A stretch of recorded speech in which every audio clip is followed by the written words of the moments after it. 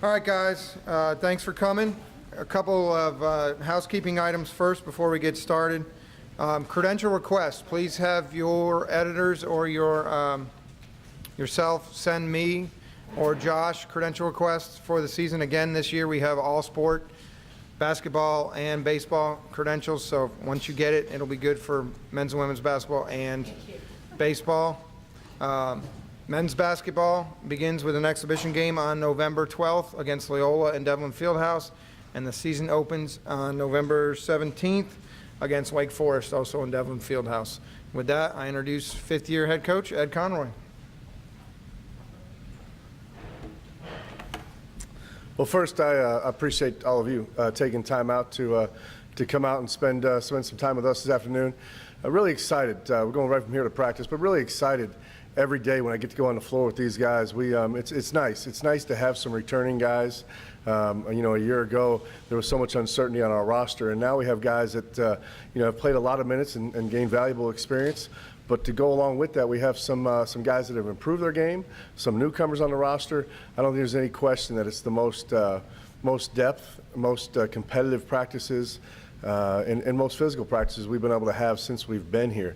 So it's something we really have to, there's a good and bad to that. We have to monitor the amount of contact in practice a little bit, but it is really fun to go out there every day because you can have great competitive segments and really get into the competition part of winners and losers maybe a little bit sooner than we've been able to in years past, and looking forward to it. I would tell you that all of the guys really can't single out anybody of the returning guys. I think they all had a great summer.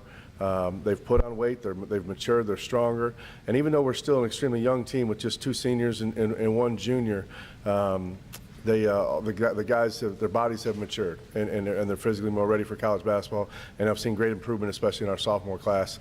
And the freshmen, they're going to add some pieces that we haven't had, maybe a little more skill up front, and obviously some, with Keith Pinkney in the backcourt, he can play, he can help and relieve some of those minutes from some of the guys who have logged so much time in the past. What is the most competitive position? I'm sorry. What is the most competitive position? I think they're in different stages. The guards are very comfortable with what we do. Other than Keith Pinkney, obviously with Dabney, Hook, and Stark from last year, but then you add Reynolds and Hurley and Kajon Mack, who's now been with us 2 years, even though he didn't play last year. They're very comfortable with what we do. As soon as we hit the floor today, they're going at each other. And Keith is still trying to learn a little bit, but those guys are really going at it. The bigs, we have some decent numbers there, and I think some guys that can really help us, but they haven't been able to get competitive yet because they're all still learning, because they're fairly new to the whole thing. So you have a backcourt that's just chomping at the bit to get at each other and play live one-on-one, two-on-two, things like that, and then a front court that you're still trying to teach. So no question, right now it's the most competitive backcourt, but I think the whole roster will be that way. Jonathan Stark proved to be really ready for the start of the season last year. I don't know if you knew that at this time last year, but where is Keith Pinkney on that evolution? Obviously, he's not going to have to play 35 minutes a game like Jonathan turned out to. Yeah, I think it's it's dangerous sometimes, and I really try hard to avoid the comparison game. But I will tell you that, October last year, had great hopes for Jonathan, otherwise he wouldn't have been here, but he really made big strides in November, December, and I think a lot of that had to do with the playing time that he was afforded and the responsibility he had. I would say that Keith, comparatively to where he is this October to where Jonathan was, I think Keith is probably ahead of where Jonathan was. Now, it's going to be a different situation, I think, for both of them going forward from a minutes standpoint and what they're able to do during the year. So you might not see it. It might not be as evident in statistics, but I have high hopes for both of those. Jonathan's a much improved basketball player from last year, which is exciting. I mean, he really is. His body is better. He's stronger. He's more balanced. Much better feel of how to command, the game, those type of things. He's improved. Ed, you getting the contract extension, I know it's based on what you've done since you've been here for 5 years. How much do you think there's a real belief that this program's going in the right direction based on them giving you an extension to 2017? Well, I appreciate the university and athletic department's belief in what we've done with our program. I would tell you that it's I think we're on great footing, going forward from, all facets, and you can get into, the academic side of it. When Jay Hook and Trey Dry walk across that stage in May, I think it'll be 17 guys since we've been here will not only will have graduated, but I think 11 of those have worked on their masters, and somewhere 10 or 11 have had a chance to play professionally. So doing it on both fronts, and then back-to-back postseasons, those things have laid a great foundation and stability with the program. But then going forward, and I think everybody realizes this, but there's, I get a smile on my face every day for where we are, but also what this year could mean. I mean, joining what we've done, the practice facility's been built, the game day facility on campus, Devlin's been renovated, changing leagues. There's exciting times ahead, I think, for Tulane basketball, but it also goes back to because there's a good foundation laid. And so I think you have a young team with some great opportunities laying in front of them, and I think it's going to be exciting going forward.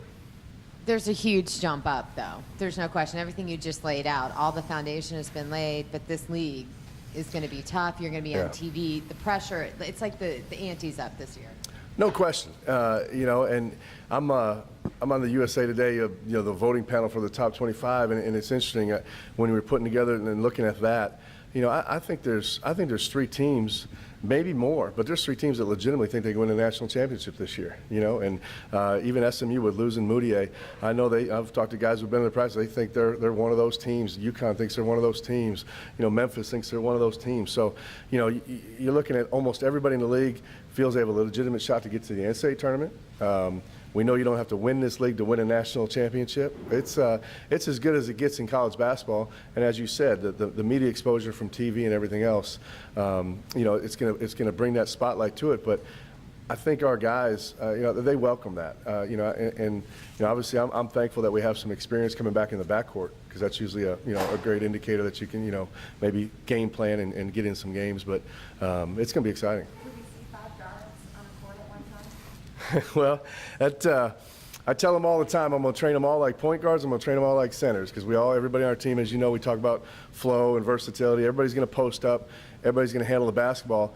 I think what you are going to see, I think you're going to see a lot of different lineups, and I love that fact. Sometimes you get in non-conference games and you don't have the versatility to go small when you need to. Now I think we can go small in those games, but we can also go big. It's when you put, say, Cameron Reynolds and Josh Hurley and any of our other bigs out there, all of a sudden we can get some good size out there, And so I think we're going to have the versatility of a lot of different lineups. You could see 5 guards. I think you're going to see 3 or 4 a lot. Coach, how does having guys like Josh and Cameron, who can also play the 4, kind of ease what you can do with that 5 position as you're still getting some guys learning and what they're kind of doing? Yeah, I think what you'll see us do with that center spot, Ryan Smith is an improved basketball player as well, really starting to come into his own a little bit, and he'll be a real good low post presence when he's in the game. But I think you'll see us move our 5s away from the basket more, because Dylan and Stanley and guys like that can do that. They're capable. They have the skill set to do that. But then also, we can throw a lot of different looks at you from that other big spot. Josh Hurley, Cameron Reynolds, as you said, Trey Dries improved his perimeter skills. We'll be better. I think we'll be the best we've been since we've been here at moving the basketball and really attacking from all 4 perimeter spots, from 3 and on the drive. Coach, last year was for Jay Hook, kind of a breakout. Do you have a Jay Hook possibility this year as you look at somebody who might be able to do that kind of jump? Yeah, I think it goes back to kind of what I said earlier about Keith and Jonathan. I think there's going to be several of those guys on this team.